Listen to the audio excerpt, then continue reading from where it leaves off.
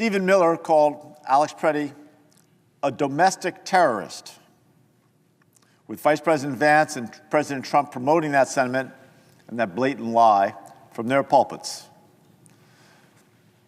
By this point, we have all seen that video from multiple angles. We've seen it with our own eyes. Alex was not a terrorist. He was in no way an assassin.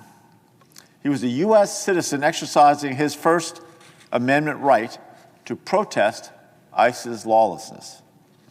This week, families in Eagle County, Colorado, experienced another type of cruelty that fits into this administration's playbook. They found death cards held up in the automobiles of their family members who were taken away by ICE agents.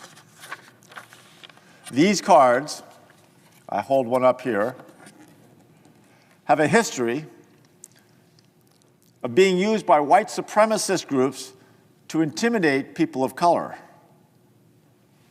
Death cards is what they call them.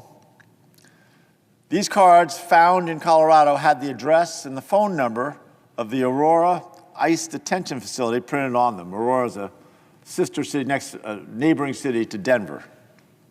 Now imagine just for a second that you haven't heard from your brother, your sister, and when you finally find their empty, abandoned car, it has one of these death cards sitting in the driver's seat.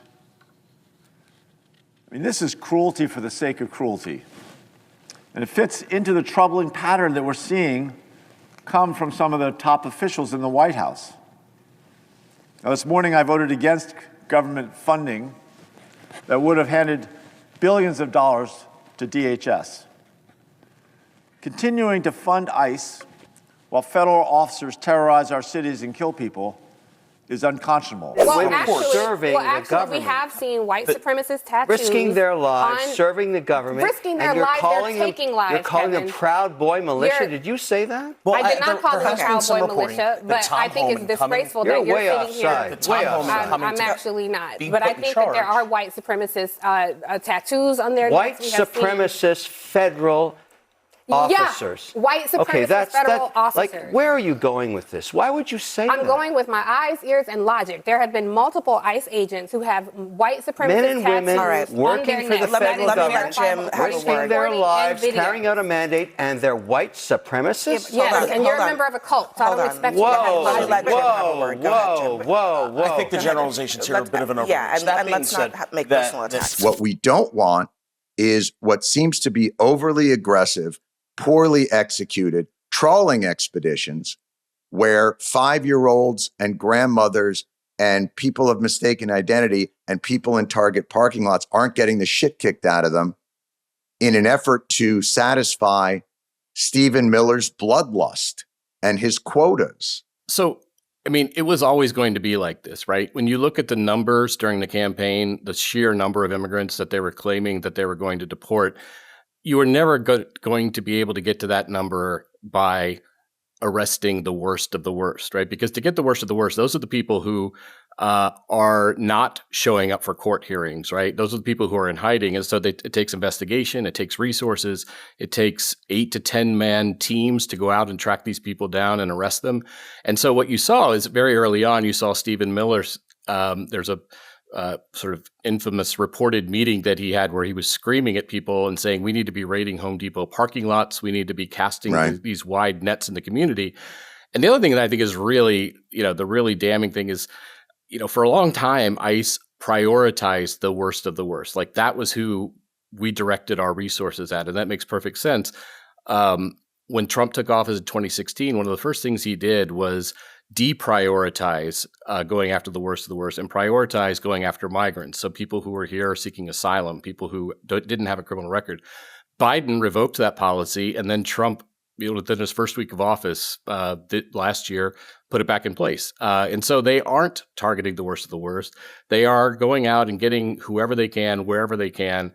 They're going to places where, every stereotypical kind of racist asshole thinks all the illegals are, right? Those are the places where they're going. The truth is that any politician who's talking about reforming ICE instead of abolishing ICE has no problem with a paramilitary group operating completely above the law. Other than state-sanctioned and state-funded terrorism, which is what this is state-funded domestic terrorism, there's really no function for ICE. We don't need ICE. We have law enforcement officials of all kinds all over the nation, and ICE has been around since 2003, and since that's the case, why are there still so many millions of undocumented immigrants here? If ICE was really doing its job, if they were really so efficient, then we wouldn't have this issue. That's such a big issue to so many people, particularly on the right, okay?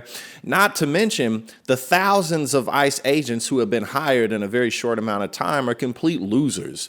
They're just losers. They're Proud Boys who've been sitting in their mom's basements on 4chan, and now they finally have an opportunity to do some work. They all cover their faces because they know that the work they do is disgraceful, and they know that if their identities get leaked, it could ruin their lives.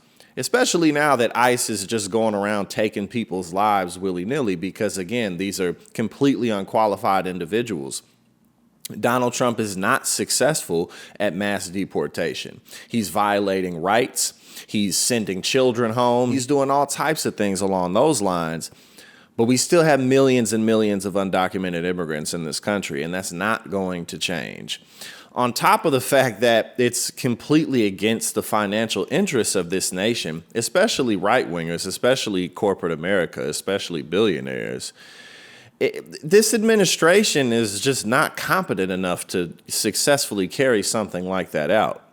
So at this point, again, Democrats need to be talking about abolishing ICE or else they need to get voted out of office.